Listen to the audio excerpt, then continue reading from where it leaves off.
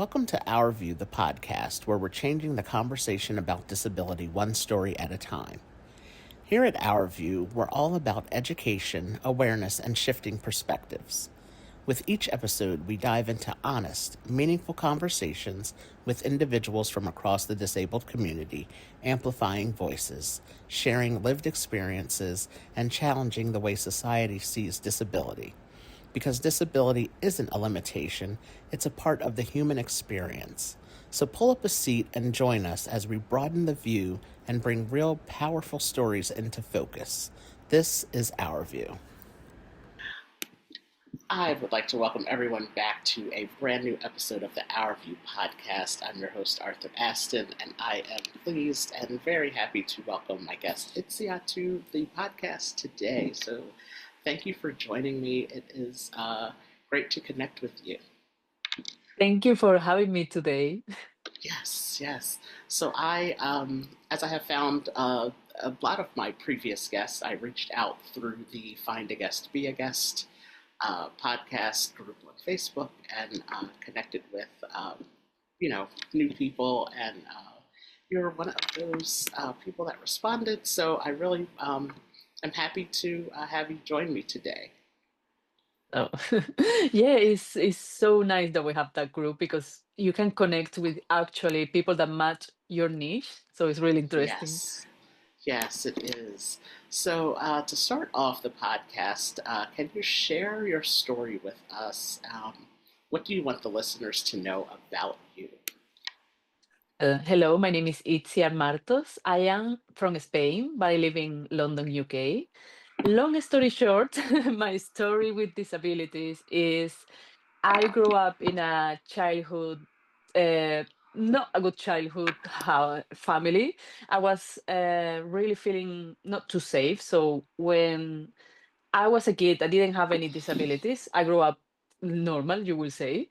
And then when I was 21, I started to lose my vision and I didn't know why what's happening. So I went to the doctor and they told me like you need to go to a very good doctor because this is not normal. And I was scared at that moment. And 5 years later, they didn't know what I have, and they realized that I had the Stargardt disease. So I'm legally blind. I cannot see, let's say, like 60%. So that changed my whole life from studying photography, not be able to do any pictures, to work normal anymore. So I was struggling a lot. I was living in Spain and I was not finding a job. It was very frustrating for me to lose that opportunity. I wanted to have a job, and the only say that I can hear it was like, no, no, no. I can have another person that can see, and it's like, oh my gosh. So one person once told me that I need to do something in my life that I can prove myself that I can do anything. Because at the beginning, as I said, because I have a childhood trauma, I was really depressed that year. I was like, I will not have a family, I will not have kids, I will not have a job. I was really, really, really depressed that year.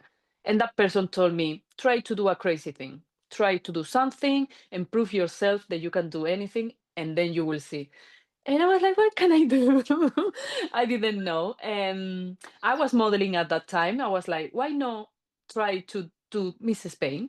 And that is a thing that is normally not too possible. It's so complicated to join because there is a lot of competition. You need to be in high heels, do your makeup. There's something that I cannot do. I need to learn how to do my makeup by myself again because I cannot see properly. So it was a real challenge for me, and I went to the first you have like from your region and then the national one. And I ended up winning one of the Miss Spain titles. I was not believing that. And for me, that was my win. But then they sent me to compete in China for the Miss Bikini Universe. And I was like, I cannot believe that this is happening. And that was another challenge because it was flying to China by myself without any vision. And I can say that it was a really huge challenge for me. But then I made it. I was top 10 in the universe competition. And when I come back home, I came like I can do anything. I need to share this with the world. And I decided to move to the UK to have a new life.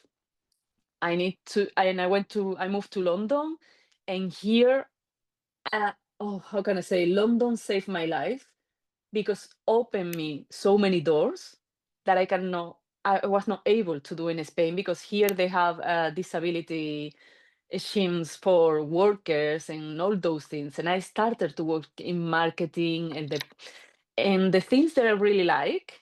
And also last year I started to do the public speaking. So I'm helping other disabled people to have their own businesses, to do the things that they really love, and inspiring them to do all the things that they want to go do, because even if you have any disabilities, you can still doing things. So that's my my story. I know there is a lot of information, but yeah.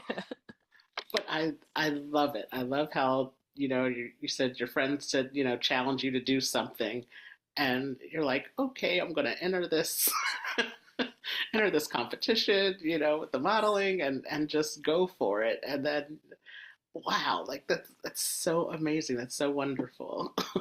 Yeah, yeah. I came from really depressed to superpower in 1 year. Yes, yeah, and that's all it takes is just one thing, and then it's like, okay, I can do this. And you started talking a little bit about it, but what inspired you to move to London? Like, you know, to switch where you're familiar with, and to just move to a totally different country. I will say living in Spain, in Malaga, sunny weather, Mediterranean, it was a huge difference to come to this rainy London. I Right. was I never been before moving. I never in a holiday, because I love to eat. I enjoy eating a lot. So I was like, I don't like British food. I don't like the weather. Why should I go there? But then I think it's life and also pandemic, because I came in 2020. Okay. When everything was in lockdown in Spain was worse than London. And I had some friends that were like, here is more fun. You can do more things here. You will love this city. This city is like you. And I was like, why not? And I was like, okay, I have my house in Spain. I will try.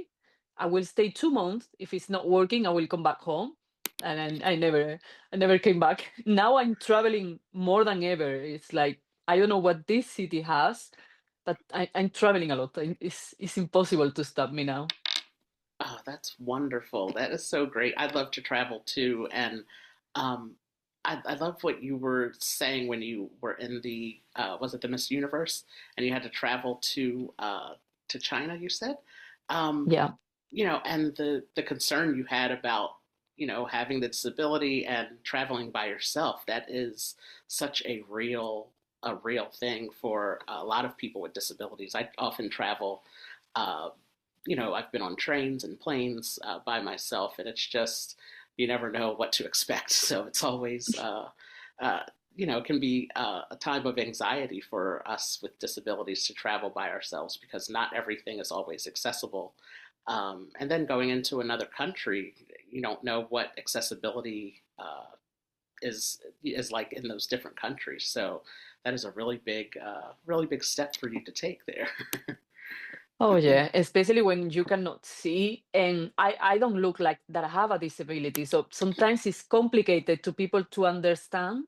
It's like I'm asking for help, and because can you read the sign for me? And people look at me like, what are you doing? And at the beginning, I used to use the assistants. Now it's more common. When I travel, it was not like now. Now it's really good. But at the beginning, I remember I think I had to stop in Dubai and then go there. And when you stop, you need to sit down and wait for the assistant. And when I came there, no one was waiting for me there. I don't know, they mixed something. And I was like, oh no, because if you go quickly, you can follow the people and maybe you can find the place. But I was like late because I was waiting for the assistant. So that was stressful, but now I manage myself. My memory is the best thing that I have in the world to remember how everything is going. is my main thing to remember things. Yes. Yeah. And that's again, the waiting for somebody to come and assist you at the airport. It's like, are they going to come? Did they forget about me? Did they know I was coming on this flight? That is, again, it's such a can be such a time of anxiety for those of us with disabilities. So I could Mhm. relate to you on with you on that for sure. Um, so you said you started losing your vision. Um, at an earlier age. Can you talk about what that was like and what you first experienced when you started losing your vision?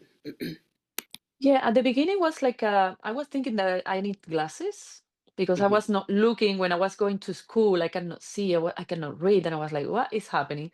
So I went like a normal uh, place when you check your eyes, and they told me like, "No, just go to your doctor." Then I went to my normal doctor in Spain, and then they told me like, "No, you have to go to a paid doctor because you have something strange." And I was like, "Okay."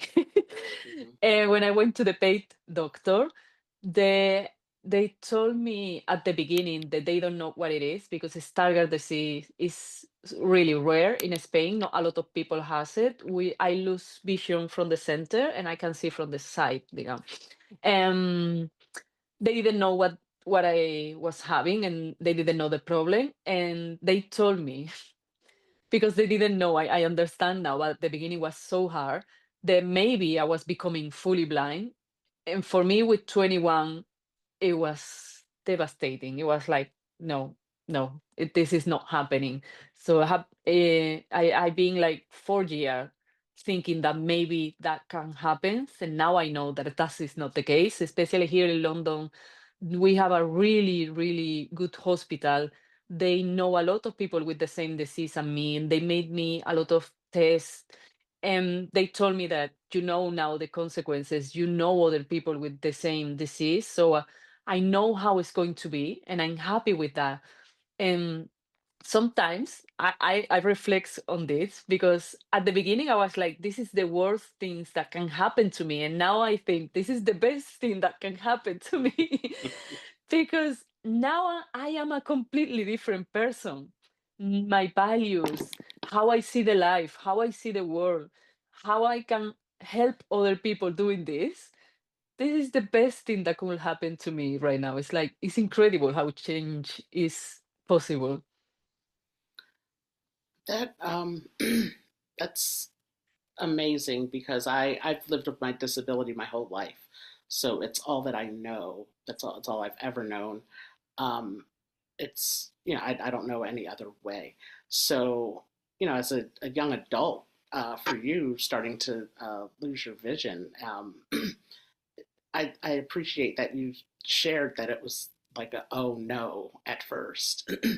And then through the journey you realize like, oh okay, like all right, I can turn this into a positive thing, which is really can be very difficult to do that for some people. So I'm glad to hear that you went through that journey of to getting to a point where you have figured out a way to inspire others and share your story. So it reminds me of, I talked about it before on one of my previous episodes. An older woman at my church, she said, a lot of people, when something happens to them, they always say, why me? And then she said, she wants me to start thinking, why not me? Why can't this be used as something to, as you have done, turn it into something encouraging and positive and a way to uplift others and to assist others. So and she told me that when I was very young, too young to understand at the time. Because I was a kid and I wanted to be out there with my friends and doing things, Yeah. but it was just with my disability I couldn't. So it was like, why me? So to turn, um, what initially you felt, would be like a negative thing and the worst thing, you found a way to turn it into something positive for you and for other people too. That is a really big thing, and that Yeah. Yeah, and that actually leads into my next question of you being a public speaker, which is one of the most difficult things to do ever. Uh, people people find it hard to believe, but in my friend group, I am the quiet one, but I have all my jobs require me to talk a lot. So it's really interesting how how I find myself being a public speaker more and more. But for you as a public speaker, what are the topics that you most enjoy sharing with others, and how do you use these topics to inspire others? For me, it's super important the mental health and the thing that you were saying before. It's like things doesn't happen to you, things happens for you. So mental health, it was like the first thing that I want to share because we can have anything outside in our body, but no one can control what we think. And if you change your mindset, your life will be so different. Because I had a childhood trauma, I was living in this victim mindset. The everything happens for me, everything is worse, all the bad thing only happens to me. Why this happens to me? It's the same. Um, Now that you realize and you say like, okay, but what is my responsibility here? What is the lesson? What can I learn from this? When you change that, it's just a mindset. It's so easy to start doing things and to start enjoying your life. As you said, I was consider myself a shy person all my life. And it was not that. It was just because I was scared in my mind. It was like, oh, if I say that, these people is going to judge me. I was always overthinking. So now with the public speaking, I try to inspire other people to see other ways to see life.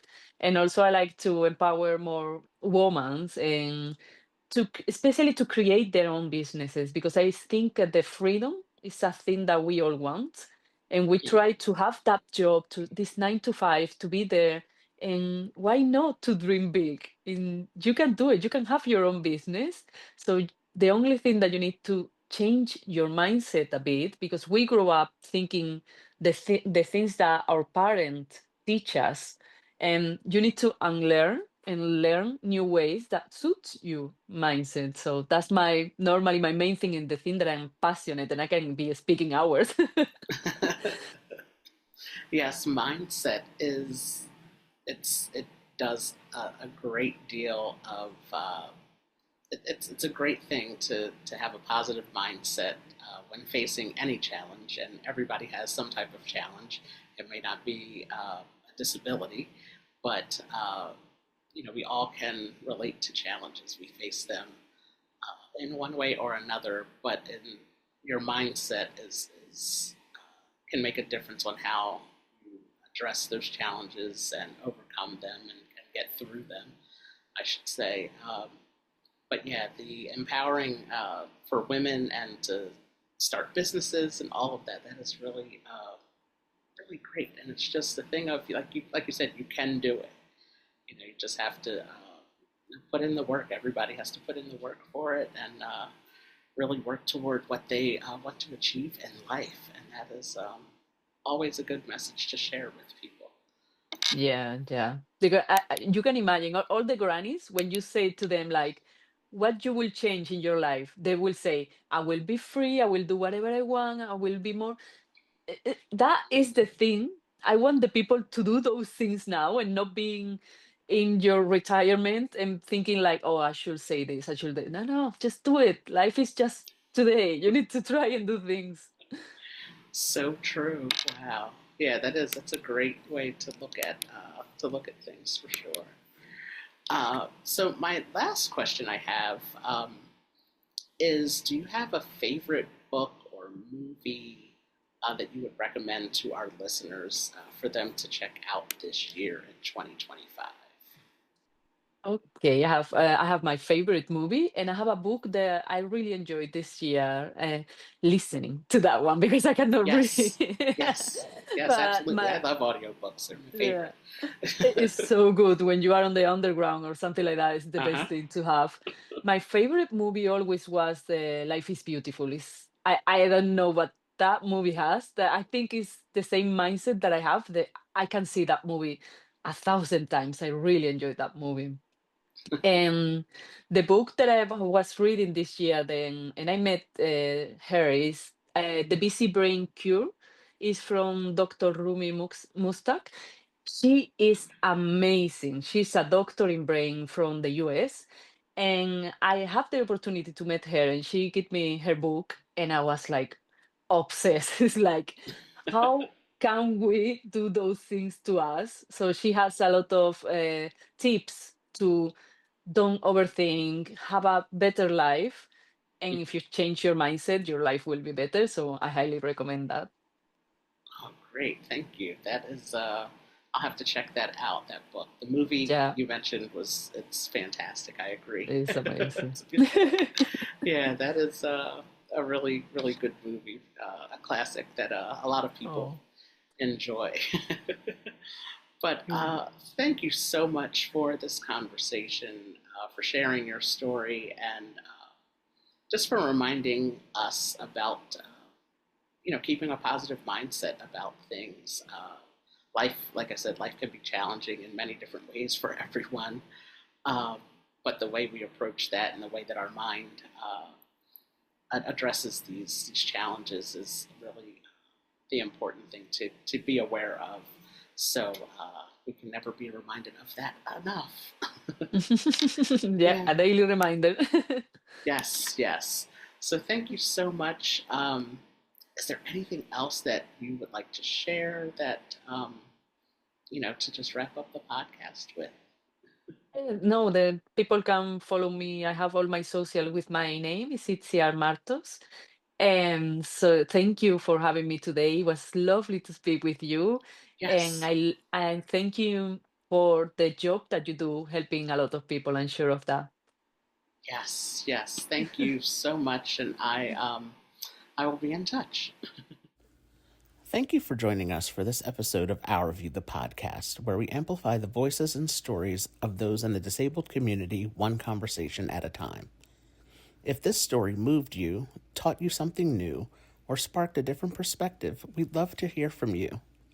Write a review of the podcast on Apple Podcast, and be sure to subscribe so you don't miss future episodes.